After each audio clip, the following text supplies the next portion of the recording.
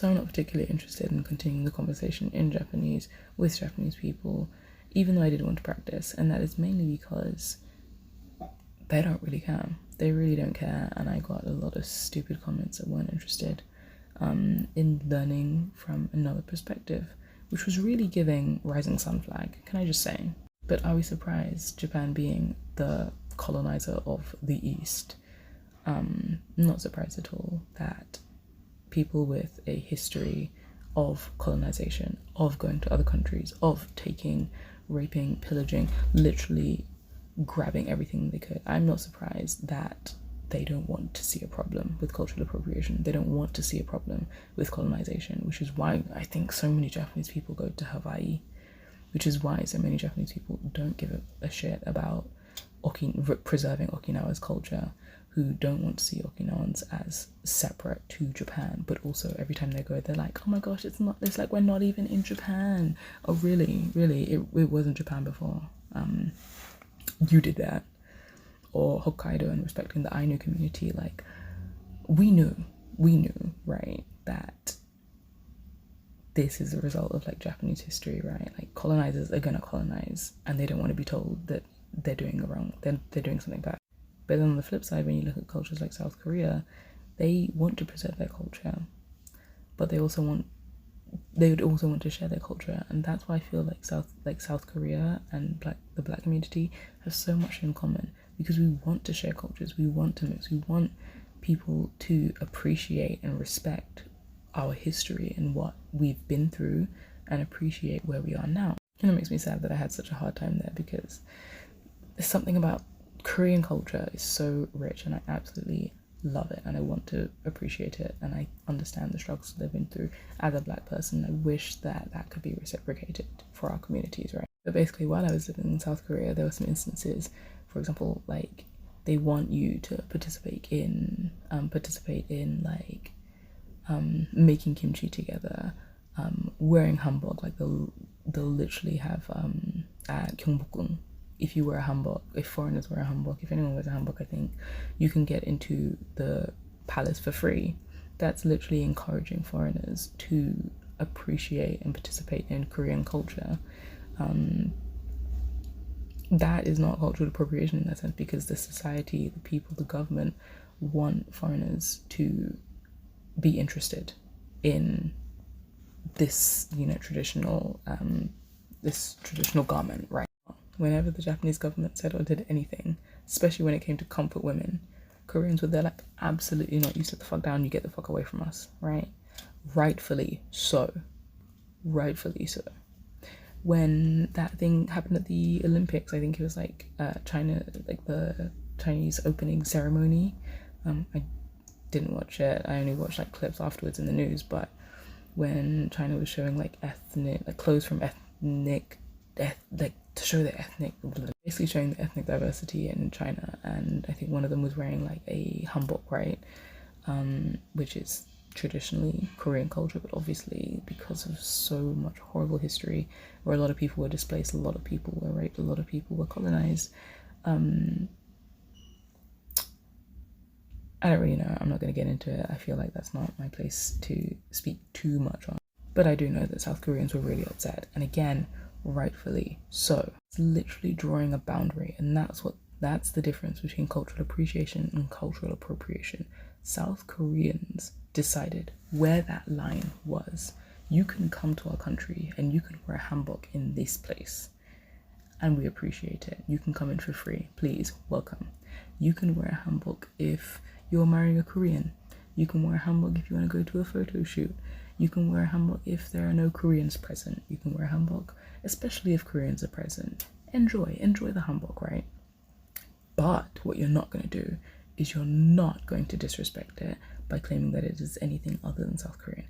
You're not going to disrespect it by trying to replicate it or change the name of it, or invalidate the history, not respect the people who maybe like designed it or wore it. Like, if you have no respect for the South Korean people, for the Korean people, because we're going to talk about them as a whole, if you have no respect for Koreans, don't be wearing the hanbok, don't go to South Korea, don't, like, why are you trying to pick and choose?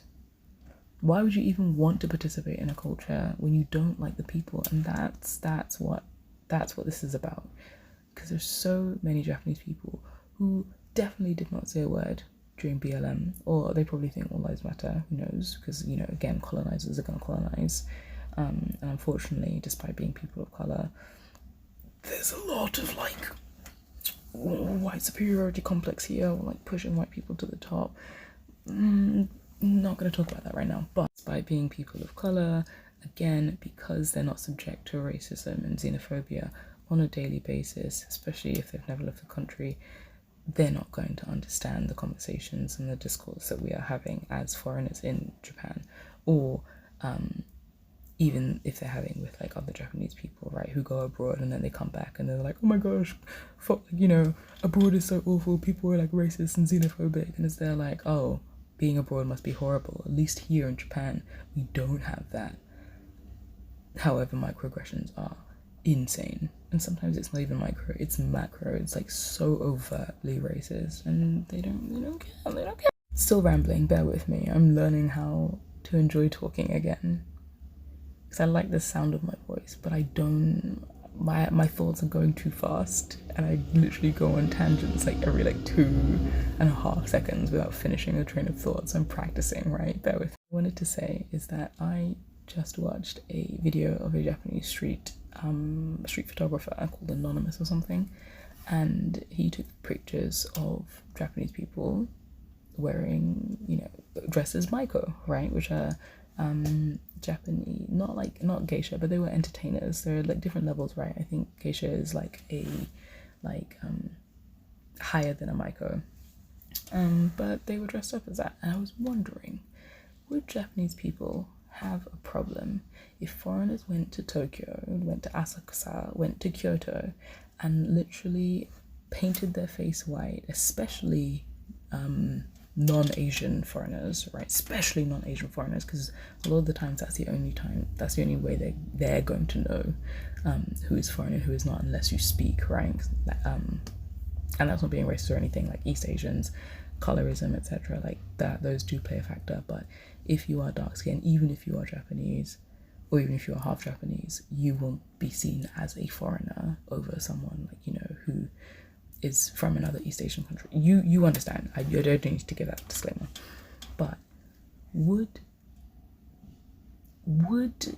they start calling that like white face or something? Because I know that some white people wanted to make that a thing. It's not a thing, by the way. But would they start calling like foreigners wearing like maiko or like geisha makeup white face? And what would be their justification for why it's wrong? Because I want them to understand, and I want them to think about this.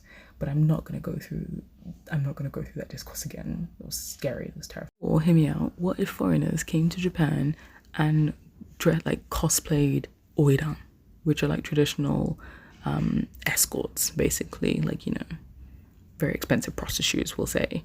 What if we were just parading, you know, around in our Super Mario Karts and oiran cosplay? Would then Japanese people start thinking, hang on a second, that's appropriation of our culture? Especially dark, black or brown foreigners. Would they then see a problem? Would they suddenly be like, that's cultural appropriation, because they can see the distinct line with the makeup on the face, right? And I have known a lot of Japanese people to be spiteful, saying things like, well, if we can't wear your culture, you can't wear ours. Would they see black and brown people as being gatekeepers, and so they would purposefully attack black and brown foreigners for doing something like this? What about sumo? What if foreigners were walking around Shibuya wearing that, and I forgot the name of it. I remembered it. I learned it when I was at like a matsuri.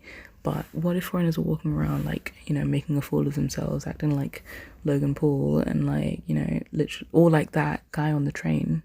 What if a foreigner wore that and then jumped onto a women-only train? It isn't to instigate or say Japanese people should gatekeep.